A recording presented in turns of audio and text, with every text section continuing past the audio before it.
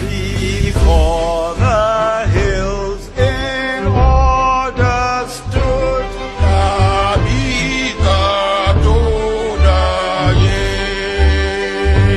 Har abada kai ubangiji ne ga uba no odu.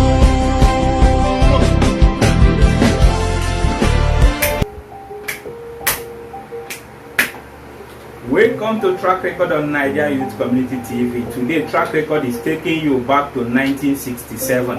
What we have today is too big to be discussed in one episode, but we will try to connect as many dots as possible to give you sense of something, because a lot of things are going on in Nigeria that one cannot explain.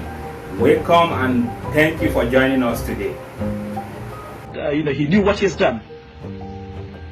Ojukwu ran away and left these poor people that he has led into such suffering, such abject position. Just left them, and now probably because with the money he has amassed outside, I suppose he will go and live in joy and plenty. Well, I hope he will enjoy the rest of his life. I hope his conscience will will allow him to rest. God knows. If at all, those who are supporting Ojukwu allow him to really get away with what he has done to his people, to Nigeria, to Africa, then I think they need to examine their conscience. And honestly, I have got no faith in such people. Yes, Ojukwu cowardly ran away after the Civil War, leaving his people to die of hunger. But last week, a British lawmaker alleged that Gowon stole half of Nigerian Central Bank to Britain after his leadership. Now, take a look at this. What we're seeing in Nigeria today is part of that story. It's a tragedy that we are watching. It's a tragedy that we are all witnessing. Because as we see things falling apart, the pressure this time is not foreign colonialism, forgive me. The pressure instead is corruption and violence and attempts at control. And that's why I totally agree with my honourable friend, the member for Edmonton. We need to call out the corruption. We need to use the powers that we have in this country to stop those who are profiting from the wealth of that great nation and hiding it here. Now, some people will remember when General Gowon left Nigeria with half the central bank, so it is said, and moved to London. We know that today, even now, in this great city of ours, there are, sadly, some people. Yes, what you just watched is an allegation from a respectable British lawmaker. He may be right, he may be wrong, but here on Track Record, we assume that he is wrong. We assume that he is wrong because his allegation is not backed with evidence. Law only operates with evidence. But what surprises most of us is that one of the men that Nigerians are looking up to for leadership came out publicly to defend Gowon, Yakubu Adeshina, the African Development Bank president. It's surprising, right? The lives that we've lost in this country, let them keep their blood money. Let them keep their blood relief supply, etc. Yes, let them keep their blood money. Well, if you are surprised, don't be, because there is a bigger fish in the river. Nigerian government has come out publicly also to demand that British government apologize to Gowon. You know, surprise, surprise, it's always like that. In the interest of our beloved country,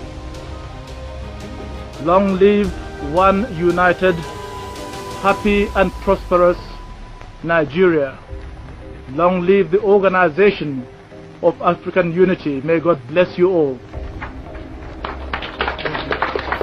Prosperous Nigeria indeed. Yes, we decided to discuss this topic when we saw how Nigerian government is defending Gowon. Ordinarily, a government should be a system. It should be a system that is there to maintain law and order, and also a due process. In USA, after their 2016 election, there was an allegation that Russia colluded to rig their election. An independent panel was set up to look into the situation. This panel was set up, they were not reporting to the president or to anyone. All the government resources was made available for them to use to make sure that they do a proper job. And they did their investigation properly and present their report to US Congress. In a country like USA, an ex-president makes more money for himself more than a sitting president. Take a look at this. Obama will continue to receive a cabinet secretary's salary of $205,700 a year for the rest of his life. Other perks include health insurance, 24-hour Secret Service protection until his death, and a fund to cover the cost of an office, staff, and related expenses. Former presidents also become speakers and authors. Of course, they'll each most likely write a memoir at some point. Experts predict that could earn Barack about $30 million and Michelle about $10 million. So, is anyone else shocked by these numbers? I mean, sure, it makes sense. They were the most powerful couple in the country for 8 years. In 1996, one of the biggest indigenous oil company was founded in Nigeria. The people that founded this company are in their late 20s and early 30s. Guess who is the chairman of this company? Is General Yakubu Gowon. The name of this company is Sahara Group. This company is worth over $11 billion, founded by people who are in their 20s and 30s in Africa. Take note of that, Africa, in 1996. Today, this company also bought a power plant from the federal government that they are operating. I will give you a little profile of the people who founded this company. This one was 29 years old at the time. He just graduated as an architect and was practicing in Brazil. Then this one is an accountant, and he was just practicing his profession in UK. Then this one is a business administrator. He was practicing his profession in Nigeria. Then suddenly, three of them came together and founded a company called Sahara Group that worth over $11 billion. And General Yakubu Gowon is the chairman of this company. And no one is looking into that. No one is looking into how these young Nigerians came with such amount of money to have a company that now owns 4 oil wells in Nigeria with a power plant.